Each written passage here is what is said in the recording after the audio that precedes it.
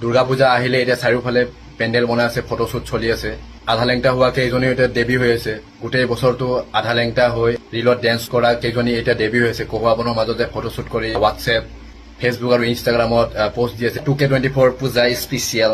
গোটেই বছৰটো আধা লেংটা হৈ ডেন্স কৰা, পূজাৰ এসপ্তাহ 10 দিন আগত ডেবি হৈ যোৱা। আৰু চাৰিওফালেতো পেণ্ডেল বনাই আছে। ক'ত ক'তো পেণ্ডেল বনোৱা হৈ গ'ল, ক'ত ক'তো পেণ্ডেল হোৱা নাই বৰষুণৰ কাৰণে। বতৰৰো ঠিক নাই, আজি দিব ৰ'দ, কালি দিব বৰষুণ, কেতিয়া কি হৈ যায় পাত্তা নাই। কমিটিৰ কিছুমান খেঁচা মানুহ থাকে, সিহঁতে 50 টকা দিলে নামানে, 100 টকা দিলে নামানে। যোনে 50 টকা দিয়ে তাক লিখি দিয়ে 500 টকা, যোনে 100 টকা দিয়ে তাক লিখি দিয়ে 1000 টকা।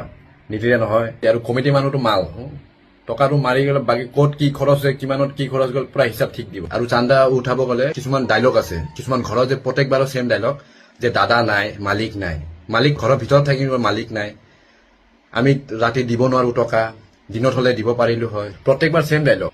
দিনত যাবি দাদা নাই, মালিক নাই, ৰাতি যাবি টকা নিদিও। আৰু এতিয়া পূজা তই এতিয়া জাকো লগত চিনি নোপোৱা মানুহ তোক এটাই প্ৰশ্ন সুধিব, কাপোৰ কিনিলানে? নতুন কাপোৰ কিনিলানে? দুৰ্গা পূজাৰ কাপোৰ কিনিলানে? তই যদি কোৱা কিনিলো, সুধিব কি কিনিলা? আৰু তই যদি ক নাই কিনা নাই, আকৌ সুধিব কিয় কিনা নাই? কিনিলেও কেলা সুধিব কি কিনিলা? নিকিনিলেও ক'ব গ'লে কিয় কিনা নাই?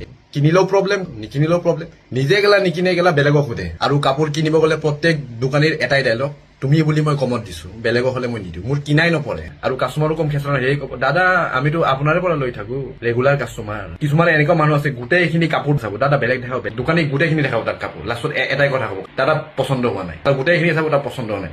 তাক ব্ৰেণ্ডেড বস্তু লাগে, সিহঁতক 300-400 টকা ব্ৰেণ্ডেড লাগে।